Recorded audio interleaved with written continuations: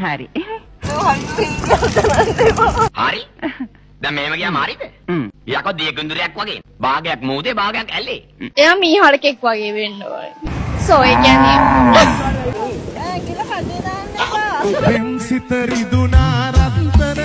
කුටි කුටි. මේක පරිරේ. මොනවාද මේ ගාන්නේ? පාම් පිටි වගේ.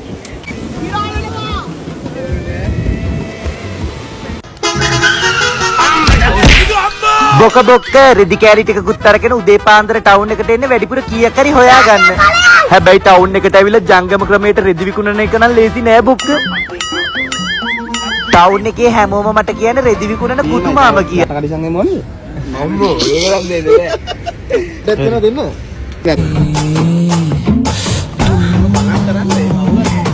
අපි මිනිහගේ පස්සේ යන්නේ බලමු මේක කොහෙද යන්නේ කියලා යාළුවනේ සද්ද නොකර අහන් ඉන්න. අගේ බොඩි මසාජ් තියන කීයට පැයට 5000 බොඩි මසාජ් තෝක මරන්න.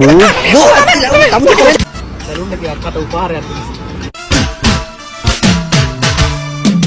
මට බහදුන්නා එය මල් පුනා නිල්වන් දුවනේ රුසිරිනව අම්මට ක්‍රිස් සිම්මල්ලායේ පිටින සමදරා දුන්නාමේ ඔබ එයා කෙල්ලෙකුට කිස් එකක් දීලා තියෙනවා. තාම නෑ. ඕ කණ්ඩේපැයි යකෝ. මාරෙකෙක් නේ. ඔයාව යවන්නනේ නතු දත්ත පොතට. නෑ කොයි කොරියන් දෙවිය ඒකනේ මෙතන නම් ආලගන්න බයින පල්ලයට බයින සත්‍යකින්ම කිසිම යුවතියකට නොහැකි වූ වසඟයට ගැනීමට මේ සිත් නම් වූ කළු ආශ්‍රයා. මට උනේ හැමදේම ඔයත් එක්ක බෙදා ගන්න. හරියට ඇඟේ ඉන්න මැක්කෝ වගේ. ඇහි තියෙන දියසෙවල වගේ. පුළුවන්ද මට ඕම කියන්නේ හිලෙන් බලනකොට යකෝ හරි කතාවක් නේ කොතෝ එතකොට කියන්නේ. අපි සුට්ටක් මෙතනින් එහාට මෙහාට සුළංග වෙනකන් ඉඳලා තෝ අපේ දංකුඩත් එක කයි. යකෝ තෝගේ එන උරේද තෝගේ බඩේ ඉන්නේ. බඩයක්. හිඟන්නේ බුදියකින් ඉන්නෝගේ තෝගේ බඩේ. අම්මලා කියන. ඕන දෙයකට තෝ. ඔන්න ඔක්කේ. ඔන්න මමත් මසිනාව එක්කන් ආවා. මම දන්නේ මං අහලා තියෙනවා පපුවේ රෝම තියෙන පිළිමි ගෑනුන්ට ආදරේ කියලා.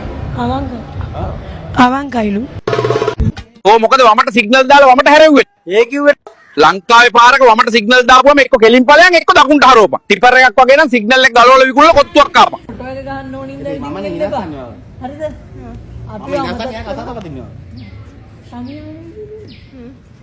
හරිද දෙන්න අම්මට හුඩු මොකද්ද යකෝ ඒ? ඔයාලා ඉතුරු කරපු සල්ලියම තියෙනවද? ඔව්. අම්මගේ පොතේ තියෙන ලක්ෂ 15. මේ මෙහෙම කරනවා දන්නේ මිනිස්සුන්ට හැමදාම. ඇයි මේ කාලකන්ණි වැඩ කරන්නේ? කනවා කැවුච්ච මුංගේ මම නම්. ටික දිහා බලන්න දෙන්න මේ මල් පාර්තිගේ ඉන්න ගලවලා